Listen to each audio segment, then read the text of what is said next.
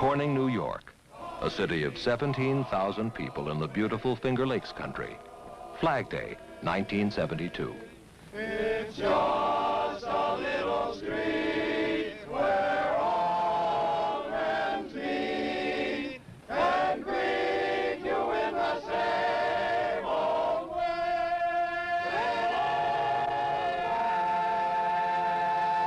Gloria, Gloria.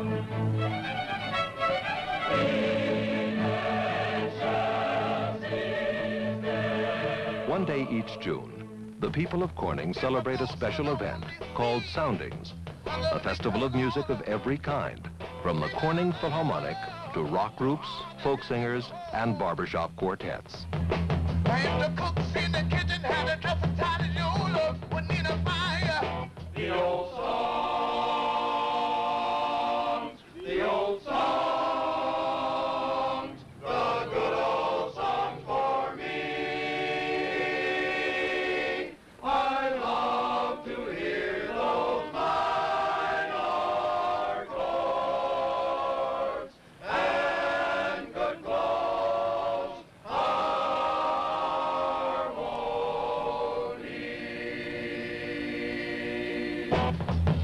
You got a smile so sweet. Soundings raises money that supports the arts in Corning.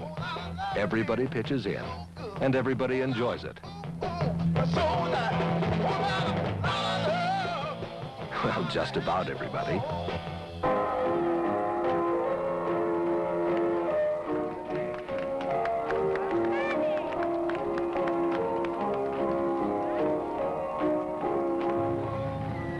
Okay, we'll find your mama. We got to get it together. We got to get it together. We got to get it together. Baby.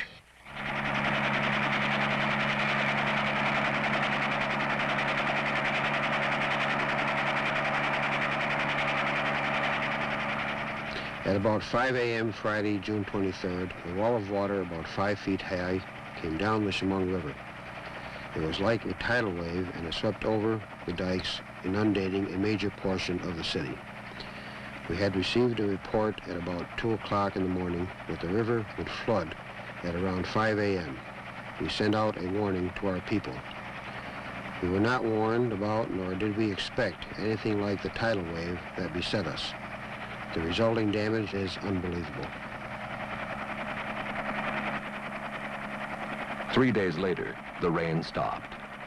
Corning drew a deep breath, counted its dead, and assessed its damage. Among the worst hit was the Corning Glass Center.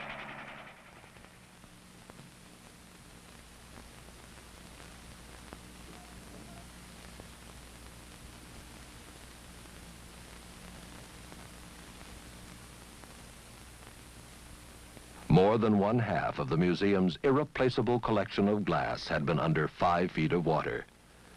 The museum's library, the greatest in the world devoted to glass, was a shambles.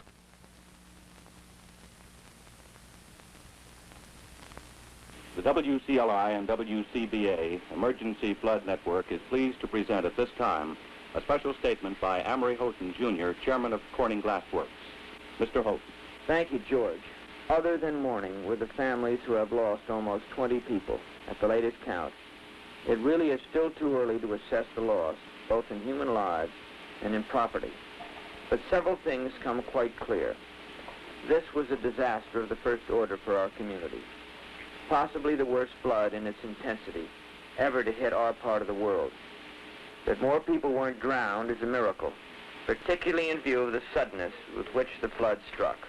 Every single person I've talked to has not only been full of sorrow, obviously great sorrow, but also full of determination. And this, of course, is the underlying spirit upon which all hope for this community is based. We're not licked, we're going to bounce back, and for many, we're going to start again.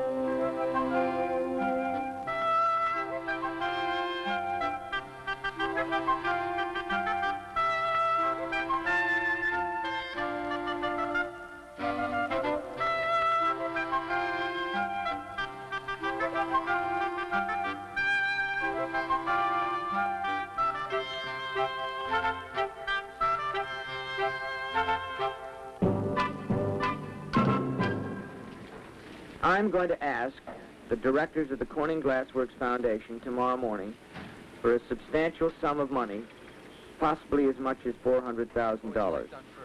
And the purpose of this money will be to enlist and support the work of a large group of young people in this valley to help those who simply can't help themselves, to dig out from the ravages of the flood. This will involve possibly over 300 young people and will continue throughout the entire summer. They're going to clean out the garage and hose off the stuff. And I don't know what else, but I'm certainly grateful for them. These are the people of our community. Those less severely affected have volunteered to man the desks. They are young people, union members and executives from local industry, housewives, businessmen, and city employees, but all committed to each other and to rebuilding. Those who have been devastated are here to begin rebuilding their lives, and they will. My name is Leonard Suttle. I'm from New York City.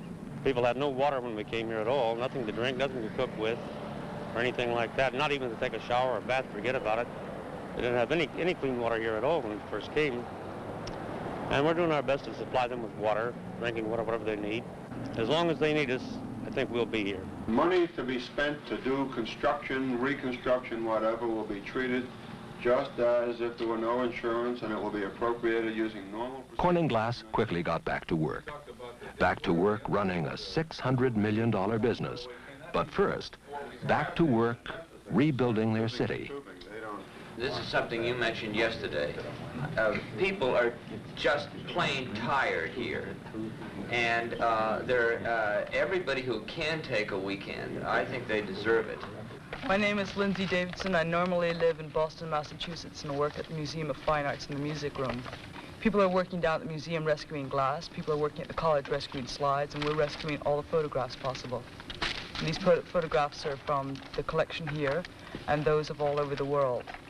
And so they're good for research and putting things together, you know, things that are broken down at the museum. They were in file cabinets in the museum, and everybody quickly put them in boxes and carried them up to the Carter School. And they were sort of moldy, and you tried to take them apart, they'd just rip apart.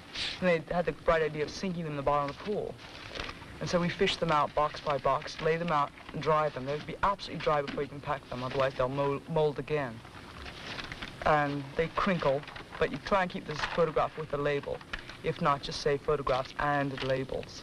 People have come in and encouraged me by saying that not to worry about it, that there'll be help coming and that they'll build the city better than it's ever been before, and we believe that. We think it can be done. See, I'm patriotic. I've had the flag out every day. We've had a major disaster, and we're taking it like normal American people, trying to do our best. What else can you do? The house was just hanging on like one column of rocks in that corner after the flood. But I think the weight of the house kept the house from really moving. We're getting a few cracks in the plaster inside now, but not too bad.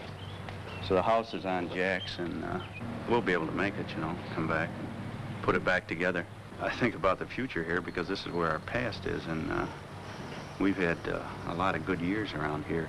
That was the only antique piece of furniture we had right there. It was my grating it. It was a little coffee table with marble top. And that was what was left of a tea service. We never kept that polished up as good anyway. So. Fix up the house. We've been fixing it up for 7 years. That's how long we've lived here. And we just had it the way we wanted it, so I intend to do it again.